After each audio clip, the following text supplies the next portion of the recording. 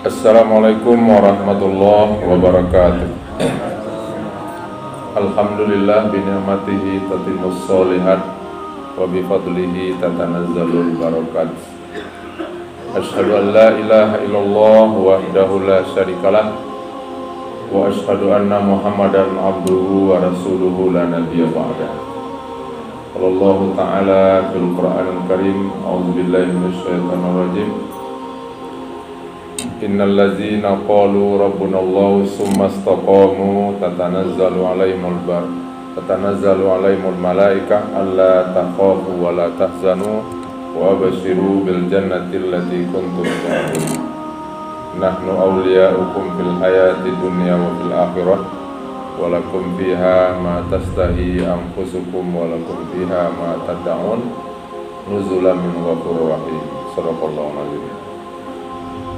Yang terhormat pengurus jemaah Musala As-Salam yang dimuliakan oleh Allah Subhanahu wa taala. Kita bersyukur kepada Allah Subhanahu wa taala dan berselawat kepada nabinya dengan membacakan Allahumma sholli ala Muhammad wa ala ali Muhammad. Bapak dan Ibu, saya cari judul untuk yang pas ya pada pengajian pertama di bulan Syawal ini. Mungkin pas enggak pas, dipaskan aja lah ya. Yaitu cara menyuburkan iman di dalam hati kita.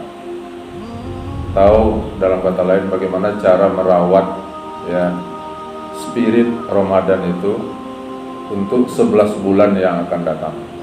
Nah, itu kali ndak tinggi benar itu Bunda. Nah, cocok ya. Bapak dan Ibu jemaah yang dimuliakan oleh Allah Subhanahu wa taala. Alhamdulillah setelah sebulan kita bertarung ya berlatih, yaitu bagaimana kita menghadapi ya godaan daripada dua musuh kita. Pertama yaitu syaitan, yang kedua adalah hawa nafsu kita. Kedua-duanya adalah merupakan tantangan bagi kita. Kalau di bulan Ramadan kemarin mungkin hampir kita tidak merasakan tantangan yang begitu berat. Kenapa kok mudah bagi kita untuk melakukan berbagai perintah Allah Subhanahu wa taala? Mungkin sholat berjemaah hampir setiap saat kita ke masjid. Bacaan Al-Quran khatam kita, kemudian sholat malam, kemudian tahajud ya, berdoa, berzikir, semuanya ya kita lakukan ya dengan mudah rasanya. Pertanyaannya lah, kenapa kok jadi mudah, Bu? Kenapa jadi mudah? Dijawab sendiri oleh Nabi kita dalam hadisnya. Ini hadis tentang Ramadan juga, kita ulang-ulang. Apa kata Nabi itu tuh? Iza ja'a Ramadan, apabila datang bulan Ramadan, futihat abwabul jannah. Ya, apabila datang Ramadan itu dibuka pintu surga. Apa maknanya? Bahwa memang semangat kita untuk beribadah itu luar biasa. Seolah-olah kita memang ya dekat dengan surga tadi. Karena pahala ya berlipat ganda. Wa ghuliqat abwabun nar, dan ditutup pintu neraka. Kan hampir tidak ada orang melakukan maksiat itu. Kenapa? Karena orang memang takut berbuat dosa di bulan Ramadan kemarin. Sangat takut. Ya, kemudian wasufidati syayatin. Nah, ini setan itu dikebat, KB buat dibelenggu, dirantai.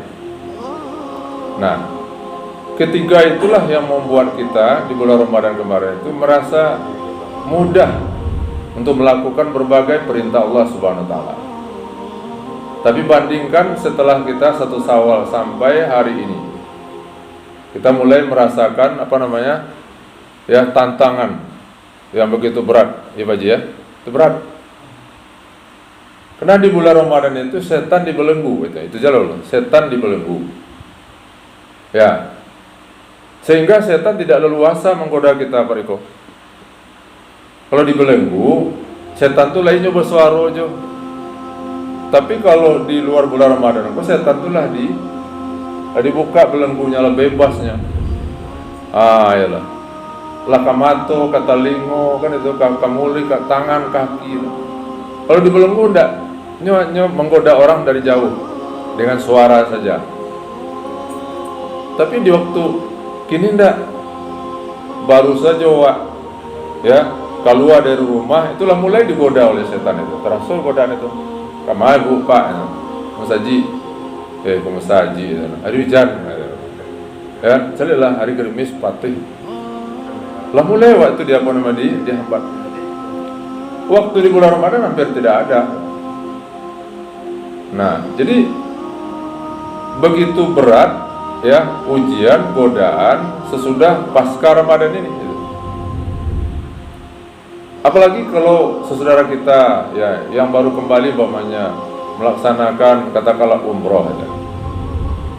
Itu kan ya Pak Jinda. Di Mekah, di Madinah itu tidak adogan ya untuk berdosa. Aduh. Kenapa? Karena semua orang adalah ingin menghapus dosa. Tapi kita di yang tidak pergi ya, yang tinggal sekarang ini itu di sekitar kita itu penuh dengan godaan-godaan berbuat dosa. Nah, orang yang haji atau umrah itu pahalanya kan kadang. Doakanlah mudah-mudahan Pak Haji, Ibu Haji kan kawan-kawan kemarin yang sebulan penuh ya, mudah-mudahan kita nanti pergi bisa bareng sama. Nah, itu luar biasa pahalanya itu dicari ya. Tapi kita jangan kecewa Bapak Ibu yang belum pernah pergi ke sana. Ada pahala yang lebih besar, mungkin hampir sama besarnya dengan orang yang pergi umrah. Apa itu? Yaitu kalau sholat maghrib kiniko, orang yang sholat maghrib di Mekah atau Madinah memang beda. Di Mekah 1 kali 100.000 ya. Nah, kalau di Madinah 1.000. Kalau 27. Tapi ada yang menggembirakan menggembirakan itu di dalam sebuah hadis Nabi mengatakan, man kharaja, barang siapa yang keluar ya fi baitihi, dari rumahnya, mutahhiran, dalam keadaan bersuci. Maksudnya apa? Berwudu. Walaupun rancak panah sampai berwudu di musala, tapi sunnahnya di rumah kita berwudu. Nah, apa lanjut hadisnya? Kana lahu, bagi orang yang keluar dari rumahnya pergi ke masjid atau ke musala ya, ajrun, dapat pahala ka ajri hajin. Nah, itu. Sama pariko pahalanya dengan pahala haji. Aulun haji deh, tapi pahala haji itu dapat. Ya. Apa pahala haji? Pahala haji itu kata Nabi, al-hajjul mabrur, haji yang mabrur ya, laisa lahu minal jaza, tidak ada balasan apa-apa, hanya illa, kecuali al-jannah, surga.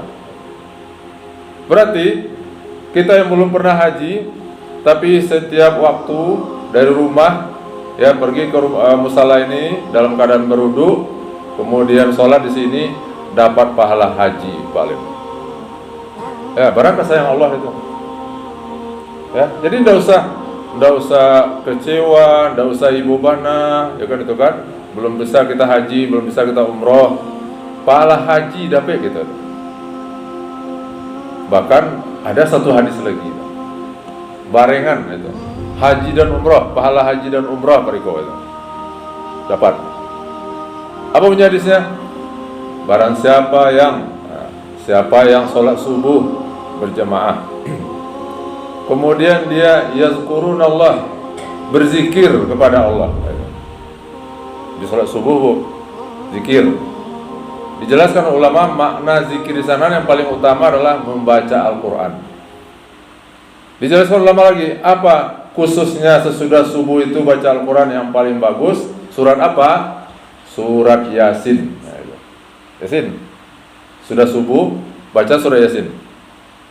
Lah, maka di dalam hadis katakan, kemudian dia masuk waktu syuruk 1,5 jam sesudah sholat subuh.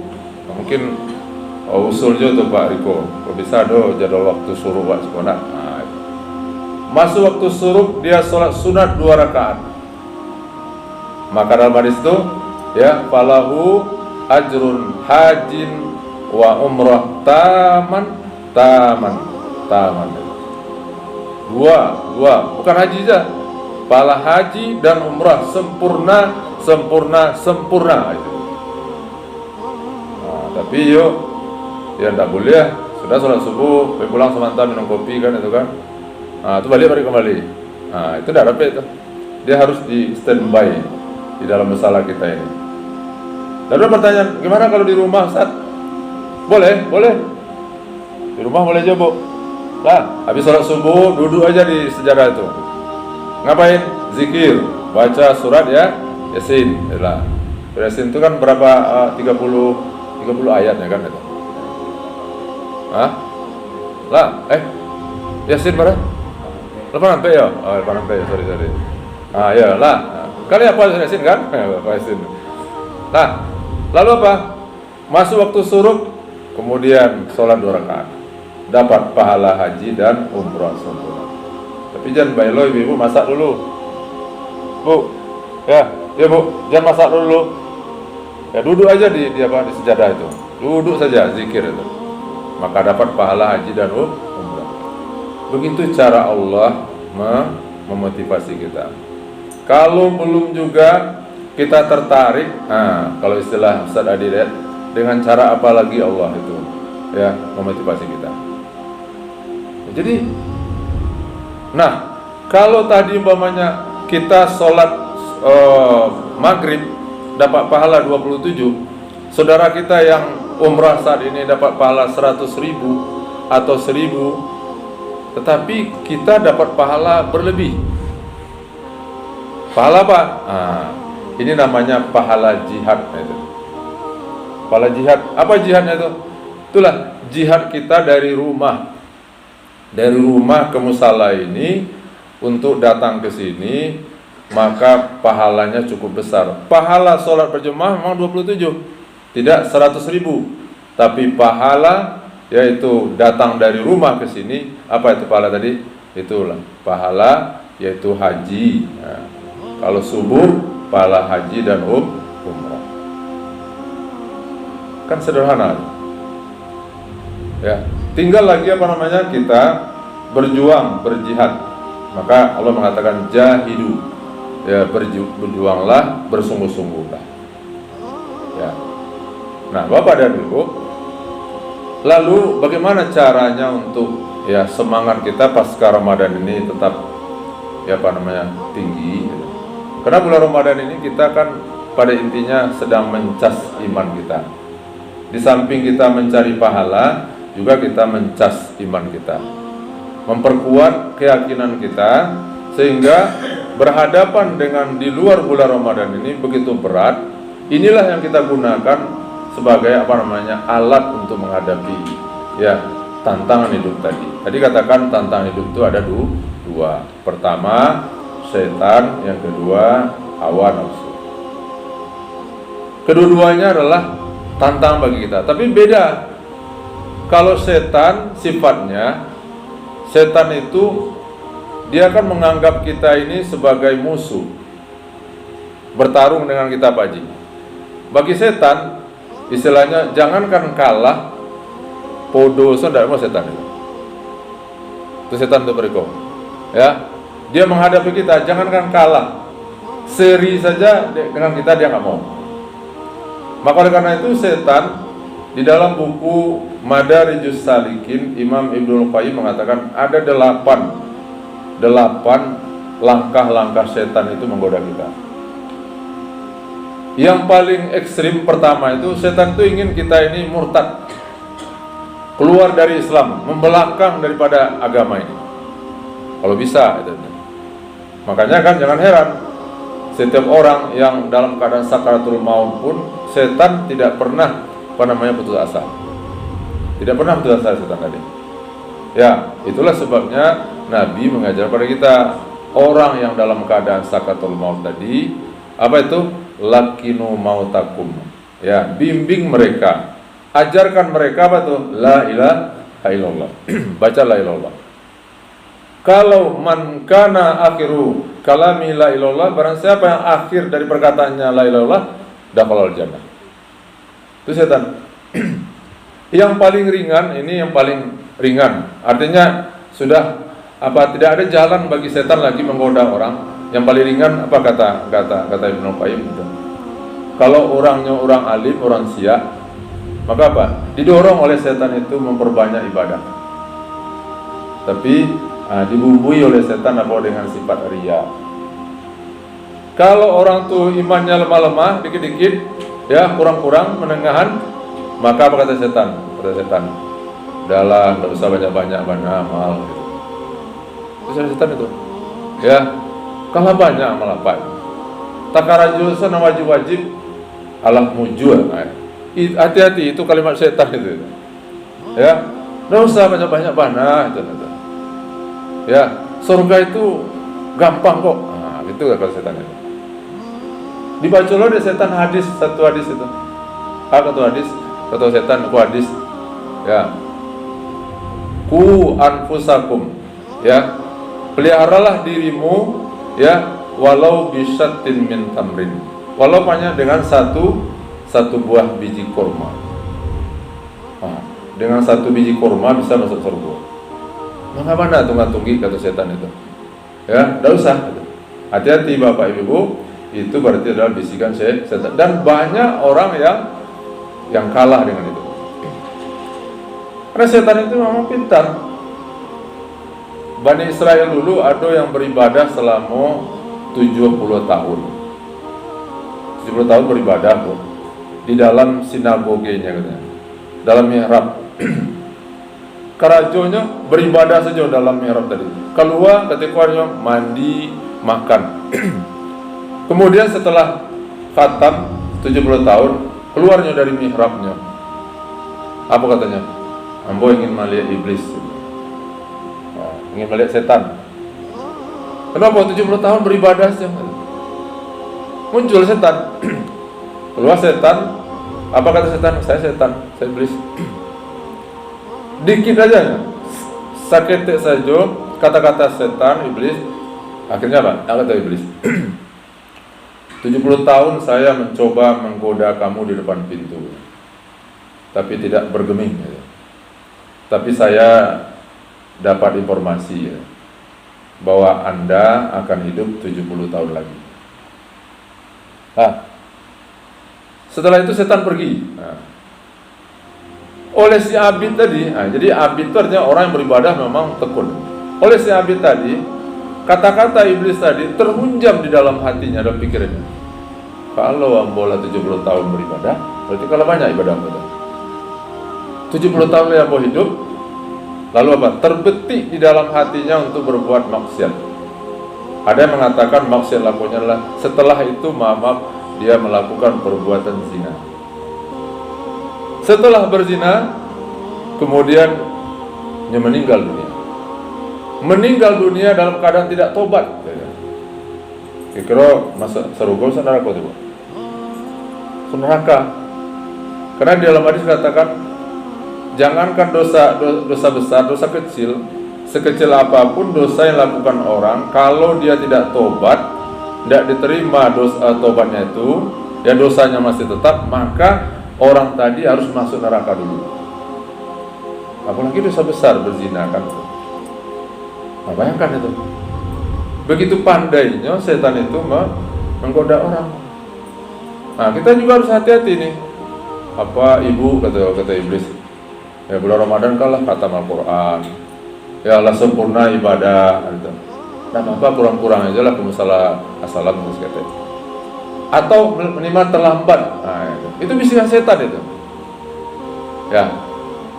Kalau nafsu beda lagi Bapak Ibu. Nafsu ini karakternya mana? Kata ulama-ulama kita, nafsu ini, kalau nafsu itu sudah ingin dengan sesuatu, maka nafsu itu tidak mau berubah, berpindah kepada yang lain. Walaupun sesuatu itu yang diinginkan itu nilainya mungkin remeh, mungkin tidak ada nilai itu, diagihkan kepadanya sesuatu yang lebih mahal, yang lebih tinggi, nafsu, kata ulama kita, tidak akan berpindah. Itu karakter nafsu. Nah, maka nafsu ini kata ulama seperti bayi yang sedang menyusu. Bayi kan dalam Islam kan setelah 2 tahun harus disapi. Itu Bu ya. Wa bisaluhu fi amaini. Ya, susuilah bayi kamu itu selama 2 tahun. Kalau lewat 2 tahun, maka dia harus disapi. Karakter bayi, kalau tidak disapinya, makanya akan tetap. Maka disitulah perlu tekad dari seorang ibu untuk memisahkan. Ya, kalau tidak Pak, tidak baik bagi kesehatan anak. Kan begitu. Nafsu kita Bapak dan seperti itu. Ya, watak nafsu itu seperti itu. Apalagi watak nafsu, nafsu itu tidak mau dibebani gitu. Nafsu tidak mau dikekang. Nafsu itu maunya bebas gitu. Itulah cara Allah Subhanahu wa taala selama 1 bulan kemarin kita dilatih oleh Allah itu berpuasa. Dengan kosongnya perut kita ini, kalau paruhlah kosong, maka pangana untuk berbuat dosa itu bisa teratasi. Biasanya orang kan itu kalau paruhlah kenyang, timbul ide-ide yang tidak baik. Bayangkan 1 bulan lamanya. Jadi artinya apa? Kalau ingin membuat nafsu ini patuh kepada Allah, maka kosongkan perut kosongkan. Sehingga apa? Sehingga kalau perut kosong, maka badan akan ringan beribadah. Itulah kalau mama habis buku kan itu, makan iko sadonya. Malah mulai kepala lah bare, ya kan? Azan orang pamanya di musala itu. Di bawah tetangga, "Pak yuk ibu, dulu sudah dulu ya." Ya, bahkan enggak belum, baru lah bare kan itu kan. Tapi kalau kita berpuasa, maka apa? Terjadi keseimbangan. Dan jangan sekali-kali dalam beribadah ini minta fatwa kepada nafsu. Jangan bertanya pada nafsu. Kalau bertanya pada nafsu, itu. Ambo dapat PT 1 miliar. Seandainya bapak ibu dapat PT 1 miliar. Ya, tidak ada yang mengaminkan dulu. Ada, aminkan lah. Ya, tahu dapat PT 1 miliar enggak? Lalu kalau ambo keluarkan zakatnya 2,5% baaknya. Berapa 2,5% dari 1 miliar? 25 juta ya? Iya, 25 juta kan? Hah? Ya biji ya. Tanya ke nafsu, kok udah BPT 1 miliar, keluarkan zakat 2,5% banyak Aku kalau kata nafsu, jangan gitu. 25 juta itu laweh BPT itu. Karena kalau tanya kepada nafsu, tapi tanya kepada apa? Tanya kepada iman. Tanya kepada iman apa? Man, kalau saya keluarkan zakat 2,5% bagaimana? Kata iman, itu yang bagus. Itu adalah makananku, kata iman. Atau jangan tanya kepada otak. Tak, ini zakat 2,5% dikeluarkan bagaimana? Kata otak. Otak main apa? Main akal-akalan lagi gitu. Pak, 1 miliar itu payah mencari uang 1 miliar kan? Apalagi bapak sebagai pedagang, payah memutar PT itu gitu. Ya, mencari PT 1 miliar itu payah itu. Ya. Kini akan bapak keluarkan aja 2,5%. Yang akan menerima bapak nggak tahu orangnya itu. Ya, orang miskin itu. Bersombong dengan bapak di jalan nggak dia tegur bapak. Tapi tahu-tahu bapak beri dia zakat 2,5%. Kata otak, no. Karena otak main logika. Tapi tanya kepada iman. Man, hati, Bagaimana kalau saya melakukan zakat? Kata iman, kata hati, itu adalah makanan. Bangun bapak ibu jam 2 malam di atas sinta, kemudian ingin sholat tahajud, walaupun 2 rakaat. Tanya kepada nafsu, aku sholat 2 rakaat gimana? Kata nafsu, jangan, lebih enak tidur, orang panjang dingin. Tapi tanya kepada hati, kalau mau sholat 2 rakaat ba'anya, kata hati, ini adalah makanan. Beda kan? Jadi bapak, 2 inilah musuh kita, tantang kita ke depan 11 bulan akan datang. Ya, begitu berat. Nah, bagaimana cara menghadapinya? Cara menghadapinya agar iman kita itu tetap subur di dalam hati kita. Pertama adalah perbanyaklah merenung terhadap ayat-ayat Allah. Jadi merenungi ayat-ayat Allah. Merenung itu artinya apa tuh? Artinya memikirkan, mendalami gitu. Menongkan tentang ayat-ayat Allah. Ayat Allah itu ada 2 Bapak Ibu.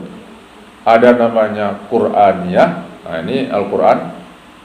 Ya, 114 surat, 30 juz, 6.636 ayat. Ya. Kemudian ada ayat-ayat yang bertebaran di sekitar kita ini. Itulah namanya ayatul kauniyah namanya. Ayat-ayat alam. Mana ayat kauniyah itu? Pertama Allah katakan wa fi anfusikum afala tubsirun. Dirimu, kata Allah, apa tidak kamu pikirkan? Ada buku yang cukup tebal tuh Bapak, dibahas oleh ulama itu tentang fungsi daripada organ tubuh kita ini. Luar biasa. Ya, itu menunjukkan adalah ayat-ayat Allah. Bahkan orang-orang filosof mengatakan kita ini, manusia ini adalah merupakan kosmos. Ya, ciptaan Allah Subhanahu wa taala. Di mana dalam tubuh kita ini ada air, ada apa lagi? Ada api, ada unsur tanah, ada udara. Jadi untuk melihat kekuasaan Allah itu tidak perlu jauh-jauh sebenarnya. Lihat aja diri kita ini. Coba Bapak Ibu itu.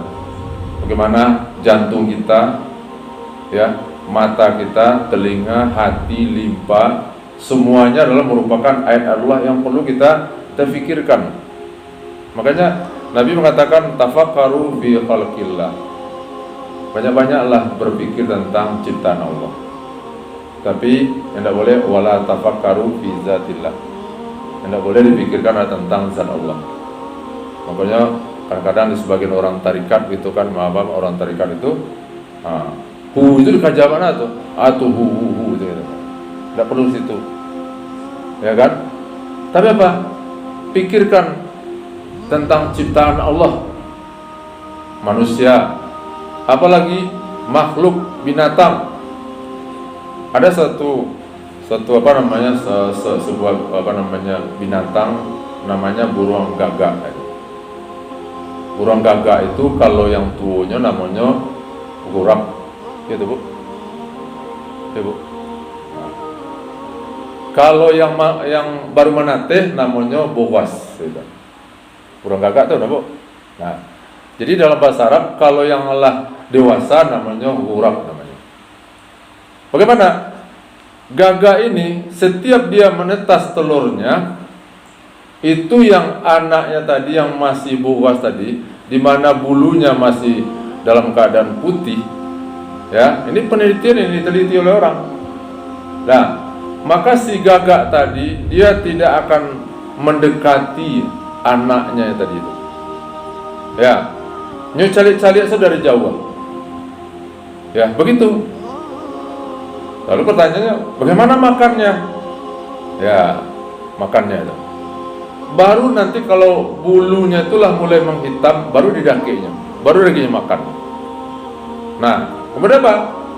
Bagaimana cara Allah Subhanahu wa taala ngasih makan buas tadi? Kok tidak matinya? Lalu hasil penelitian ilmuwan oleh Allah Subhanahu wa taala tidak susah. dikeluarkanlah oleh Allah Subhanahu wa taala suatu bau aroma dari badan anak burung gagak tadi, bubas tadi namanya. Setelah itu apa? Aroma itulah yang mengundang serangga-serangga datang ke sarang tadi. Masya Allah, subhanallah. Ya. Begitu cara Allah ngasih makan. Jadi datanglah semut, serangga situ, makan dia sendiri.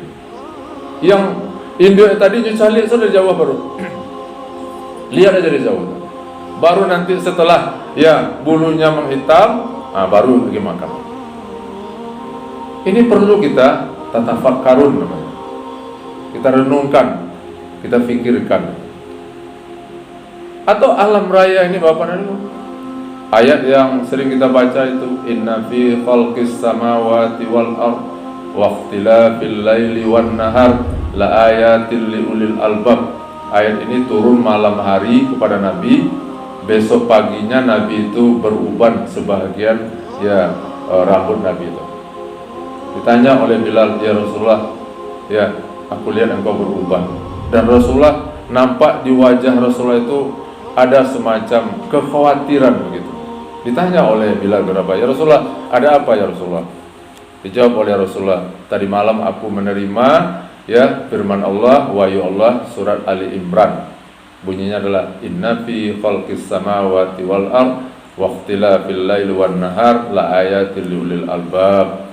Sesungguhnya pada penciptaan langit dan bumi, ya, fis samawati wal wa ikhtilafil laili wan nahar, dan perubahan siang dan malam, kata Allah kata la ayatin liulil albab. Hendaknya itu menjadi adalah tanda-tanda kebesaran dari Allah SWT bagi orang yang ulul albab.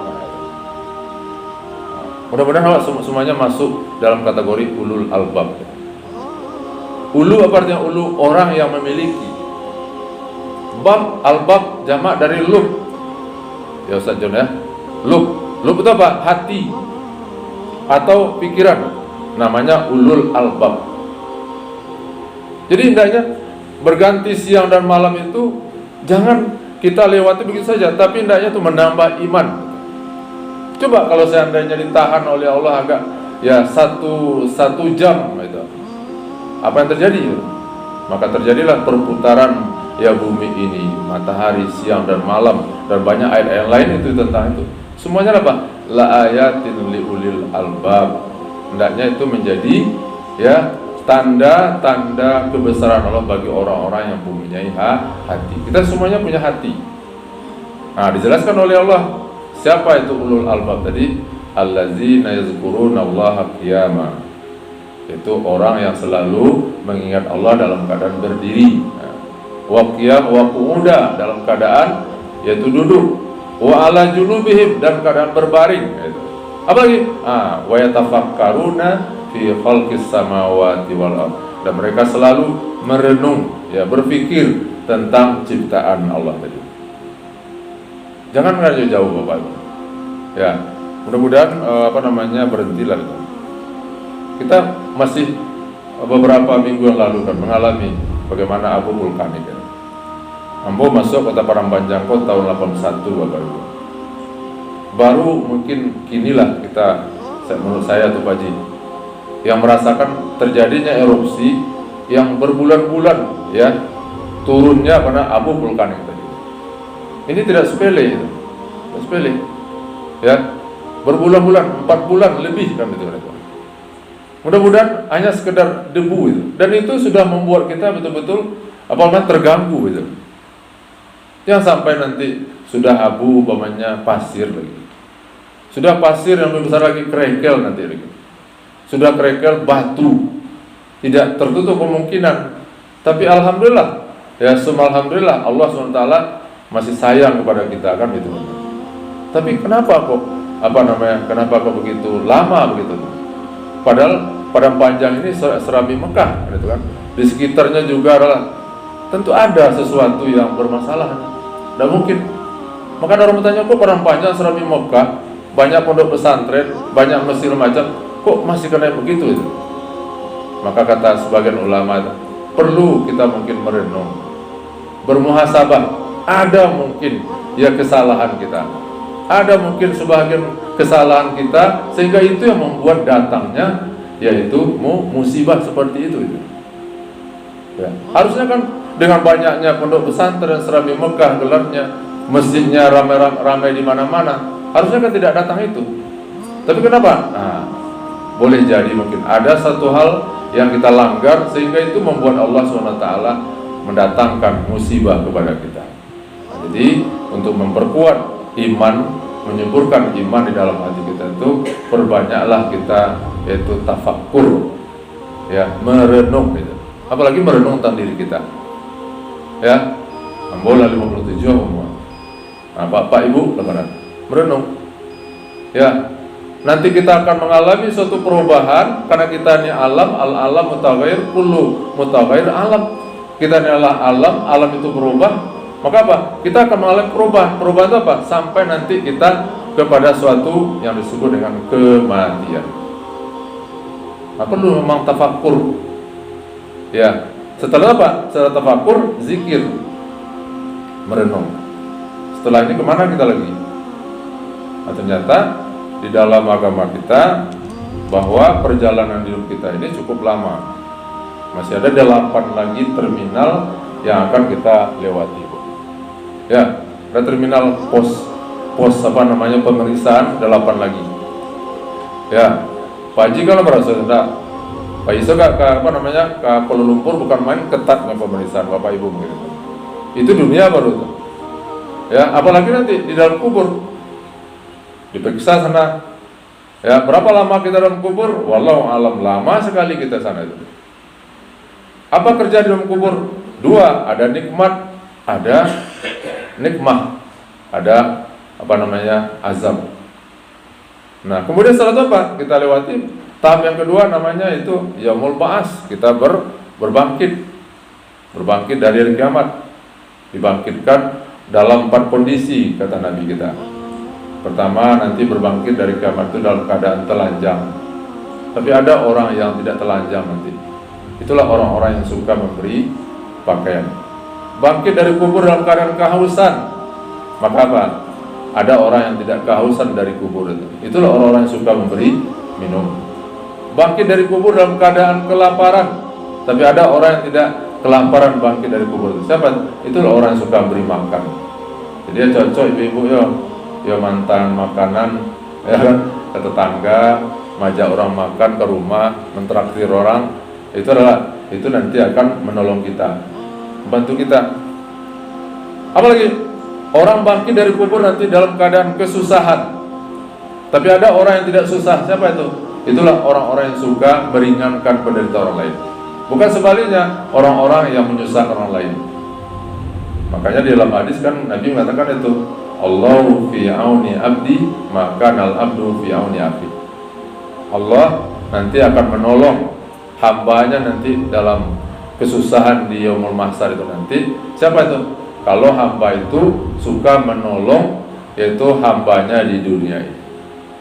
Memang ada karakter orang Bapak Ibu di dunia ini. Ada orang yang tidak namuh menolong orang lain. Itu ada.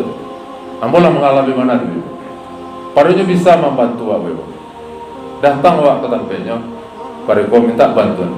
Parunya mampu bantu, tapi dia tidak membantu. Menunjukkan jalan pun dia tidak mau. Nah, ini tentu tidak kita inginkan. Jangan sampai kita seperti itu. Ada orang yang mau bantu tapi sekedarnya aja itu. Nah, dibantu sekedar. Nah, apa itu? Tapi ada orang yang luar biasa memang.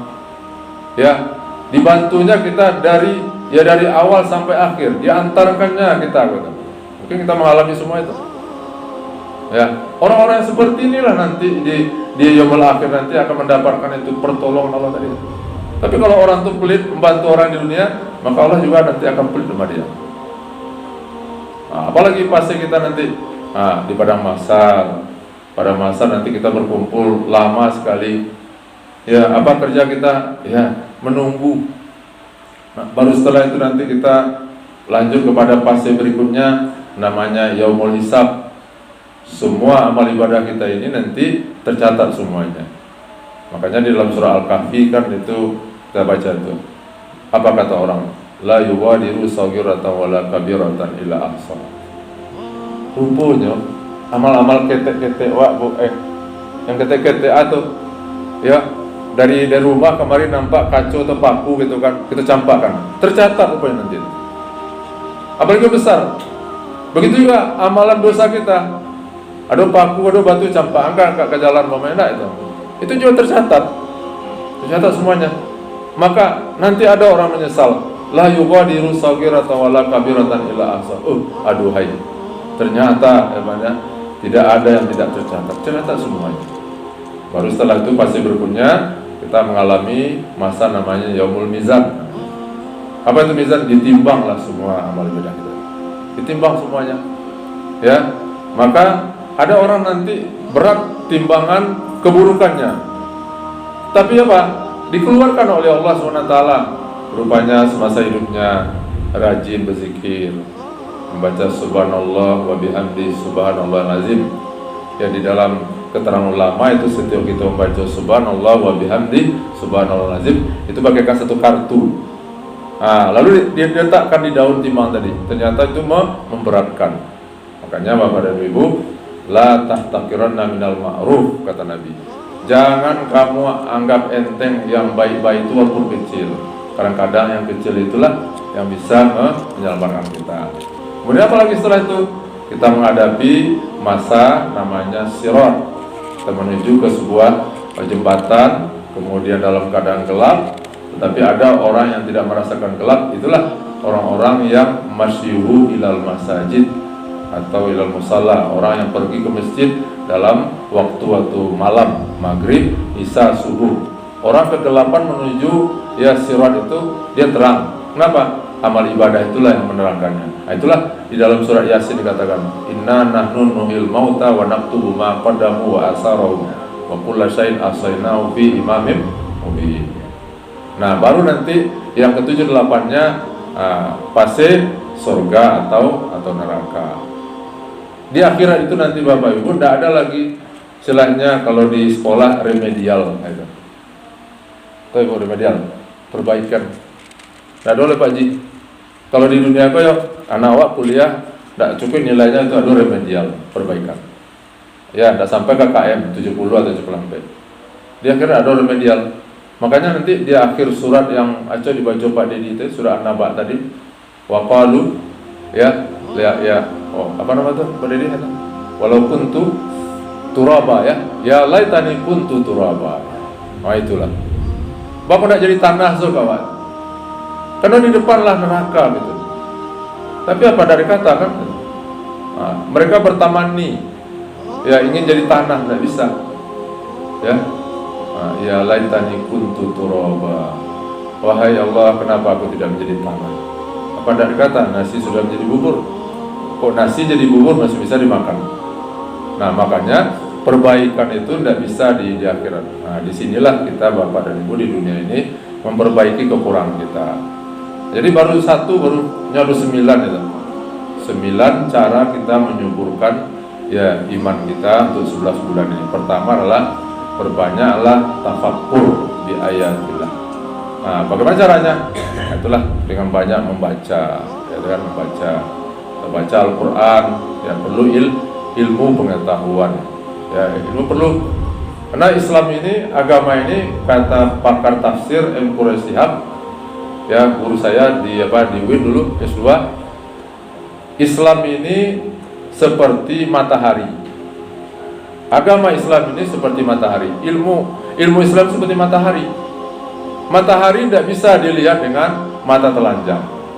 Tapi apa? Bagaimana supaya pakai kacamata rebet? Kacamata hitam itulah ilmu.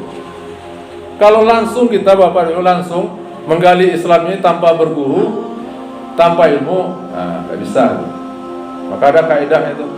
Ya, barang siapa yang mempelajari ilmu agama tanpa guru, maka gurunya nanti setan. Perlu berguru. Baca-baca di buku seorang itu enggak, atau melihat YouTube saja itu bisa, tapi hati-hati gitu. Ya kan? Perlu guru. Situlah peranan guru atau namanya murabbi lah namanya, ya guru, ustadz perlu. Kalau tanpa guru kita nanti akan tersesat gitu. Ya, yang menyesat itu setan.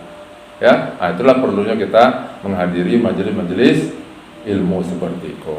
Ya kan, kalau beraja seperti itu kan jaleh. Kalau tidak tahu ada apa-apa, tanyakan langsung gitu. Tapi kalau di YouTube beraja apa kok? Kadang-kadang di YouTube itu orang, apalagi di Google itu, orang sembarang aja, tekan aja nyoketik macam nyeser itu pada itu. Tapi kalau dengan guru kita, ya, insya Allah.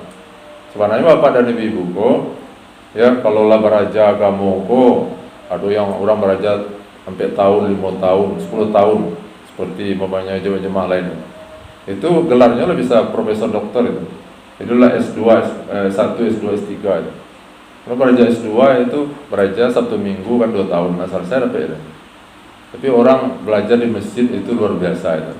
Salut kita, sudah berat dikasih itu gelar namanya doktor itu. Doktor itu. Nah itulah dulu Bapak Ibu. Yang intinya adalah mari kita pertahankan spirit Ramadan itu. Ya jangan sampai ya baru 1 bulan tapi spirit itu sudah mulai redup, hilang dan kita kembali seperti sebelum Ramadan. Mudah-mudahan tentu itu tidak akan kita inginkan. Demikian saja. Bila taufiq hidayah. Assalamualaikum warahmatullahi wabarakatuh.